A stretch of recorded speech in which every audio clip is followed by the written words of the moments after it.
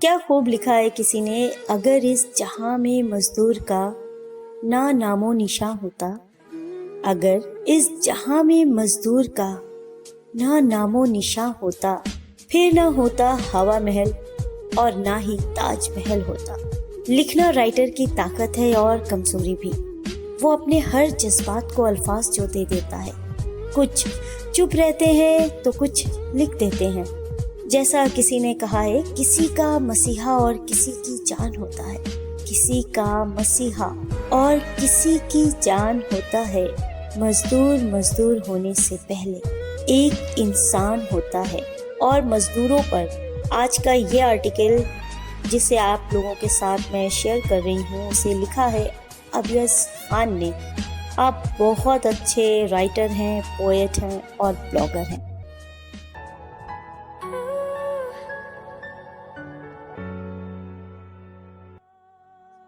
Lockdown के इस दौर में सबसे ज़्यादा दुखद उन मज़दूरों, माइग्रेंट वर्कर्स को देखना है जो अपने परिवार, जिनमें औरतें और छोटे बच्चे भी शामिल हैं, उनके साथ कई 100 किलोमीटर का सफ़र तय करके वापस अपने घरों की तरफ लौट रहे हैं।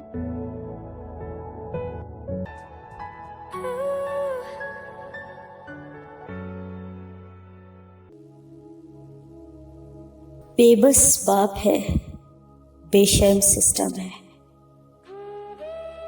पथराई हुई आंखें हैं, पैरों में छाले हैं, खाने को लाले हैं, मजबूर माँ है,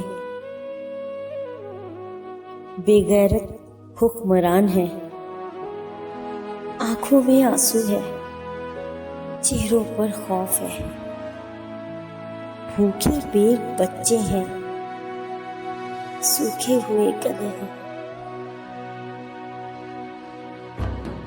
टूटी हुई चप्पल है, कुर्ते की फटी जेब है, तपती हुई सड़कें हैं, पुलिस की लाठियां हैं, पहाड़ सा सफर है, मंजिल का पता नहीं, एक दर्द का दरिया है जिसे पार करते जाना है। बेहिसाब सवाल है मगर जवाब कोई नहीं है। जवाब किसी के पास नहीं है, क्योंकि मजदूर एक तमाशा है और सब के सब तमाशाई। तमाशबीनों के इस शहर में किसी के सीने में भी शायद दिल नहीं है। अपने खून से शहर को सींचने वालों के लिए इस शहर में निवाला भी मयस्सर नहीं है। मजबूर मजदूर के कंधों पर उसकी बीमार बीवी है। बेबस बाप के कंधों पर मासूम बचपन है। सिसकती माँ की उंगलियां पकड़े हुए उसकी लाडली है। कहाँ जा रही है किसी को पता नहीं है, मगर इस बनावटी शहर से वो बहुत दूर चले जाना चाहते हैं, जहां उनके साथ अब तक सिर्फ छल हुआ है, जहां उनके ख्वाबों के साथ फरेब हुआ है, जहां उनके अंगूठों के निशान के साथ उनका खून भी चूस लिया गया है।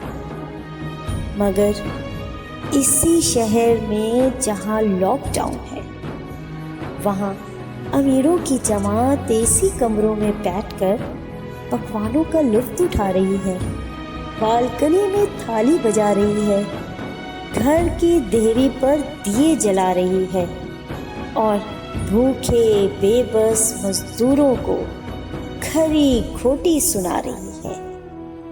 अपने माँ बाप के साथ पैदल चलता बच्चा इतना थक गया कि उसे ट्रॉली पर ही नींद आ गई, मगर माँ की हिम्मत ने साथ नहीं छोड़ा। 1500 किलोमीटर का सफर है, नन्ही सी जान चल भी नहीं पा रही है, पैरों में छाले पड़ चुके हैं, मुंह को निवाला तक नसीब नहीं है। डामर की काली सड़क नाजुक पैरों को जला रही है। स्मार्ट सिटी की रंगीन लाइटें आंखों में चुभ रही है।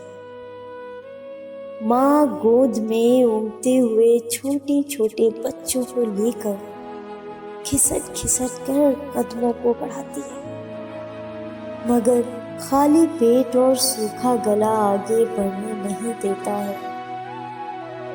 पानी की मटमैली सी बोतल में कुछ घुट पानी है, मगर बच्चों की तरफ देखकर माँ उस बोतल को भी मुंह से नहीं लगाती है। क्या मालूम आगे कब उसके बच्चे पानी मांग ले, और फिर क्या पता रास्ते में कहीं पानी मिले भी या ना मिले। चलते चलते बच्ची पूछ रही है, माँ अभी कितना और चलना है, पैरों में दर्द हो रहा है। माँ का गला रुध जाता है। उसे खुद नहीं पता कितना चलना है, कब तक चलना है। चलते चलते मंजिल मिलेगी भी या चलते ही चलते मर जाना है। कड़ी धूप में चलते चलते उसकी टांगे भी जवाब देने लगी है। बच्ची के नन्हे से पैरों में कांटा चुभाया है। उसके पैर सूज गए हैं, मगर वो लंगड़ाते हुए अब एक पैर से चल रही है। इधर मजबूर माँ जार जार रो रही है। 2 वक्त का खाना पोटली में बांध कर लाई थी, वो भी खत्म हो चुका है। रास्ते में भूख लगेगी तो बच्चों को क्या खिलाएगी। शहर से अपने गांव के लिए झुंड के झुंड चले जा रहे हैं। किसी को चंडीगढ़ से राजस्थान जाना है, किसी को दिल्ली से बिहार जाना है, किसी को झारखंड, किसी को यूपी बंगाल जाना है, किसी को 100 किलोमीटर चलना है, किसी को 200 किलोमीटर, किसी को 300, किसी को 1000। मगर इतने बड़े मुल्क में इतनी सरकारें हैं जो उनके कमाए पैसे से चल रही है। मजबूर मजदूरों के लिए एक अदद गाड़ी तक मयस्सर नहीं करा पाई। 2 बच्चों को अपनी कमर में बांधे हुए एक बाप कहता है, साहिब हमें घर जाने दो, यहाँ भूख से मरने से अच्छा है अपने घर जाकर अपनों के बीच मर जाएं। पुलिस वाले रोकते हैं, दुत्कारते हैं। मजदूर गिड़गिड़ाता है तो लाठी और भी जोर से मारते हैं। लाठी के सारे खम पुलिस वाले जैसे इसी पर निकाल देना चाहते हैं। ट्रेनिंग में पुलिस को जो भी सिखाया गया है सब इसी कमजोर पर आजमाना चाहते हैं। चलते चलते थक चुके बुजुर्ग की आवाज टूटने लगी है। बूढ़ा बाप को हार लगा रहा है, साहब हम दिहाड़ी मजदूर हैं, एक फूटी कौड़ी हमारे पास नहीं बची है।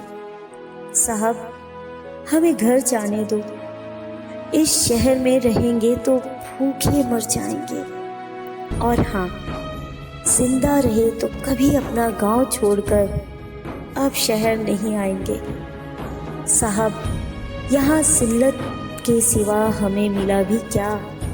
वोट देने के साथ हमारी जो कतार शुरू होती है वो और लंबी होती जाती है। कभी राशन की कतार, मजदूरी के लिए कतार, खाने के लिए कतार, पानी के लिए कतार, अस्पताल की कतार, टिकट के लिए कतार।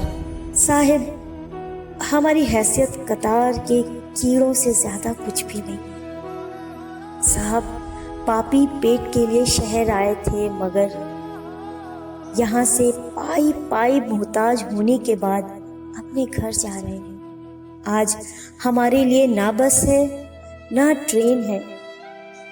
अमीर सब हवाई जहाज से आ रहे हैं, बसों से घर भेजे जा रहे हैं। हमारे लिए रेल तो नहीं चली, मगर हमारे ऊपर रेल जरूर चल गई। आप चलाते रहिए अब ठंडी ठंडी लंबी दूरी की रेलगाड़ियाँ। अमीर लोगों के लिए एसी नॉन एसी हमारे पास तो देने को अब दमड़ी भी नहीं बची है। हम मजदूर जरूर हैं साहब, मगर बेवकूफ नहीं है। हमारे पास खाने को नहीं है, टिकट के पैसे कहाँ से लाएंगे? चलने दीजिए हमें ऐसे ही पैदल। जिंदगी रही तो अपने घर पहुंच जाएंगे, नहीं तो रास्ते में कहीं दम तोड़ देंगे। वैसे भी हमारे मरने जीने से किसी को क्या फर्क पड़ता है। मगर एक बात याद रखिएगा, जो मजदूर इमारत बनाना जानता है वही गिराना भी जानता है।